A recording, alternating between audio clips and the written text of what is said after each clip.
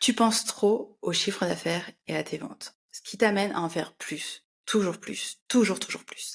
Et en réalité, si tu veux changer justement les choses, réduire ton planning, avoir plus de temps pour toi, eh bien, il va falloir te poser de nouvelles questions. Donc, la question que j'ai pour toi aujourd'hui, c'est où est-ce que tu en es de ton cash flow?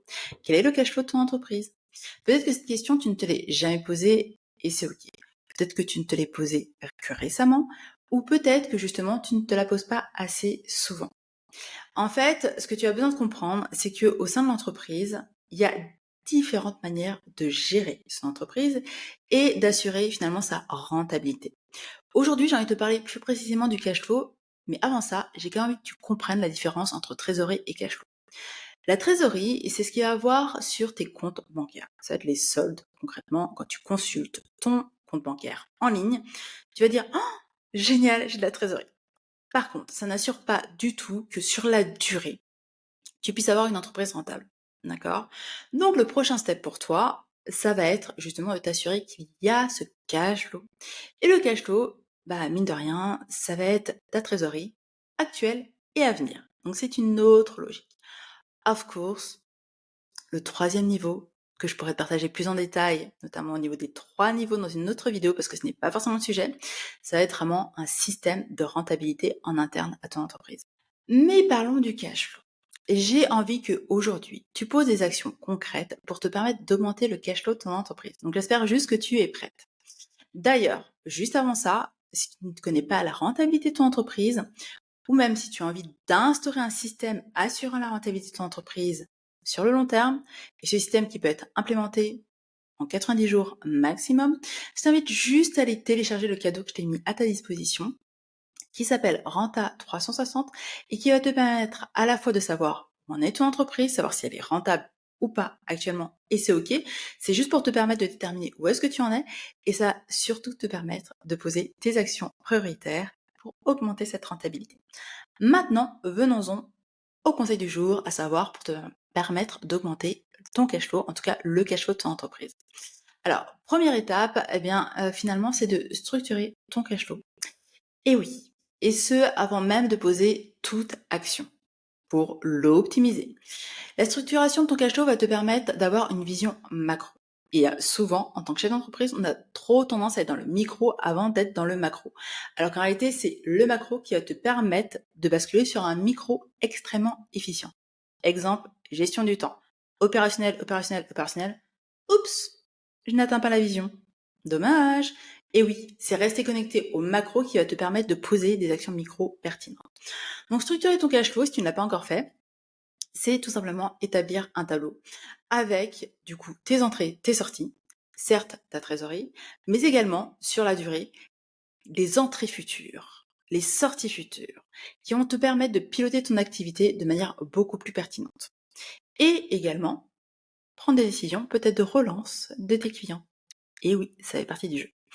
Deuxième astuce pour te permettre d'augmenter ton cash flow, c'est tout simplement de diminuer tes dépenses ou même de les supprimer. Alors, diminuer tes dépenses, c'est plus aller sur une question d'efficience de ce que tu mets en place au sein de ton activité. Supprimer tes dépenses, ça va être les dépenses inutiles. Alors, ça peut être un logiciel que tu utilises, en tout cas que tu as utilisé peut-être il y a 12 mois ou il y a 6 mois et que tu n'utilises plus. Du coup, c'est peut-être intéressant de te demander si tu vas continuer à l'utiliser ou pas. Et si tu décides de continuer à l'utiliser, bah, c'est de réellement l'utiliser, sinon ça ne te sert strictement à rien. C'est du gâchis, tout comme peut-être les fruits et légumes que tu peux mettre dans ton frigo et que tu n'utilises pas, c'est exactement la même chose. Sauf que là, on parle de l'argent de ton entreprise et du coup, on parle de l'oxygène pour ton entreprise. Ce qui peut réellement changer la donne. Pourquoi? Bah, parce qu'en réalité, si tu réduis tes dépenses ne serait-ce que de 10%, ça va drastiquement augmenter ton cash flow et drastiquement augmenter ta rentabilité. Et si tu n'en es pas convaincu, eh bien, commence juste par 1%. Par contre, passe à l'action aujourd'hui. S'il te plaît, c'est extrêmement important. Et quand tu auras la confiance nécessaire pour les 1%, tu pourras passer aux 2%, 3%, 4%. Par contre, je te le dis tout de suite, les 10% seront beaucoup plus pertinents pour toi et auront beaucoup plus d'efficacité. Et toi-même, tu pourras calculer ton cash flow à l'issue et tu verras que ça produit des résultats immédiats. Donc ça, c'était la deuxième astuce, le deuxième conseil comme tu le souhaites. Donc, of course, petit préalable tout de même, c'est que si tu ne connais pas tes entrées et tu ne connais pas tes dépenses, avant même de structurer ton cash flow, ça nécessite de structurer tes flux financiers. Parce qu'on est d'accord que optimiser quelque chose qui n'est pas mesuré, c'est un peu complexe, d'accord? Donc je t'inviterais peut-être d'abord, si ce n'est pas encore fait, à te créer un tableau où tu as tes entrées et tes sorties pour connaître ta trésorerie. Et ensuite, tu passes à l'étape de structuration de ton cash flow afin justement d'intégrer ces nouvelles habitudes pour toi, de monter en confiance et de commencer à piloter différemment la santé financière de ton entreprise. Troisième étape ou troisième conseil, ça va être de servir tes clients de cœur. Et oui, alors là, ça va être extrêmement challengeant pour toi. Les dépenses étaient un petit peu challengeant, les clients, ça va être encore plus challengeant. Pourquoi? Parce que peut-être qu'aujourd'hui, tu ne t'es pas encore posé la question de savoir si tu as peut-être plus de joie, de bonheur à travailler avec certains clients et d'autres moins. Peut-être que certains clients qui justement te génèrent cette joie, cet enthousiasme, en réalité te génèrent également plus d'argent au sein de ton entreprise, sont beaucoup plus faciles à vivre. D'accord? Donc là, je vais t'inviter à prendre de la hauteur, à regarder tout simplement les relations que tu as avec tes clients et te demander, OK, aujourd'hui, qui je sers? Quels sont les profils des clients que je sers? Et qui est-ce que j'ai envie de servir dans le futur, à l'avenir, et qui correspond, of course, à ta vision? Si tu ne l'as pas encore fait, je t'invite à regarder une vidéo, justement, où j'explique comment créer ta vision. Quoi qu'il en soit, on en revient justement à tes clients. Pourquoi? Parce que si les clients que tu sers aujourd'hui, eh bien, sont en partie ta cible et sont en partie extérieurs à ta cible de cœur, ça signifie que tu as peut-être besoin de prendre des décisions qui sont de, à partir de maintenant, ne plus servir les clients qui ne sont plus ta cible de cœur et t'autoriser à servir pleinement tes clients de cœur. Alors la question à te poser, c'est peut-être qu'est-ce qui faisait que jusqu'ici tu ne t'autorisais pas à justement ouvrir les portes en grand pour accueillir ces clients de cœur. Donc ça va être une question plutôt de réflexion, d'introspection, pour te permettre de prendre la décision d'arrêter de servir un certain profil et de focuser réellement sur justement tes clients de cœur. Donc pour cette étape-là, pour ce conseil-là, prends ton temps parce que tu as besoin d'être totalement aligné. Et tu verras, c'est une règle. Le vide se remplit, c'est une règle métaphysique. Donc si ça fonctionne, entre guillemets, pour tout ce qui nous entoure, pourquoi ça fonctionnerait pas pour ton entreprise? Donc juste, sois connecté à ta vision quand tu fais cette étape-là, sois connecté à ton cœur et tout se passera bien. Maintenant, quatrième étape ou quatrième conseil, c'est tout simplement d'augmenter tes tarifs. Alors là, du coup, ne serait-ce qu'en mettant en place toutes ces étapes, tu auras le double effet qui se coule. Parce que si tu diminues de 10% tes dépenses et que tu augmentes ne serait-ce que de 10% tes prix, eh bien, tout simplement, tu auras un double effet sur ton cash flow et du coup, sur la rentabilité de ton entreprise. Alors, je sais ce que tu vas me dire tout de suite. Tu vas me dire, non, mais c'est pas possible, je peux pas augmenter mes tarifs, sinon je vais les perdre, etc., etc. Alors, c'est une perception. Tu ne vas pas perdre tous tes clients. Et rappelle-toi, ton but, c'est de servir tes clients de cœur. Je te donne un exemple concret parce que ça s'est retrouvé à plusieurs reprises au sein de mes accompagnements avec mes clientes.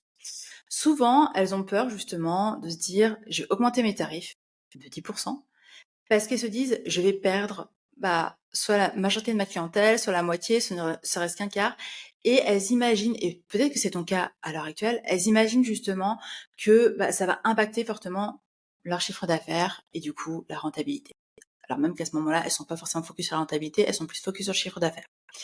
Quoi qu'il en soit, ce que je t'invite à faire, c'est à faire les maths. Prends une calculette et fais le calcul. Si tu augmentes de 10% justement tes tarifs et que tu perds 10% de tes clients, quel va être le résultat? Bizarrement, eh bien, tu auras plus de bénéfices pour ton entreprise.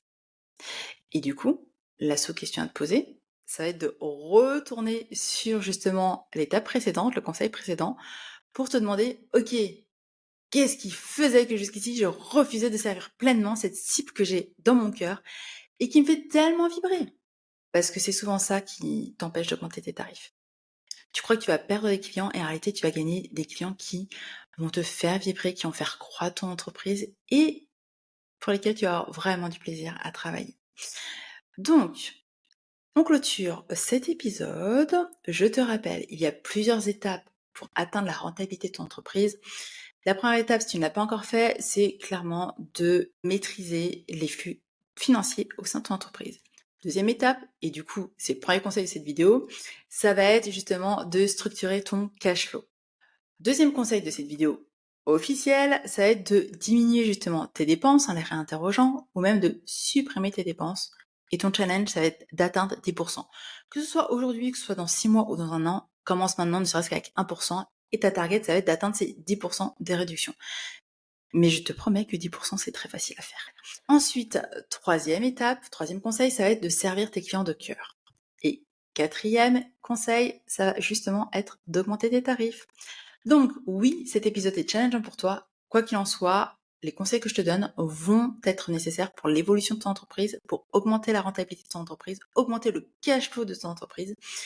Et ce sont des questions que je vais t'inviter à te poser quand même assez régulièrement parce que le naturel revient très facilement au galop. D'autant plus si tu n'as pas encore structuré ton cash flow, tes flux financiers et intégrer un système de rentabilité au sein de ton entreprise. Donc, je te souhaite une excellente implémentation et je te retrouve dans un prochain épisode. Je t'embrasse.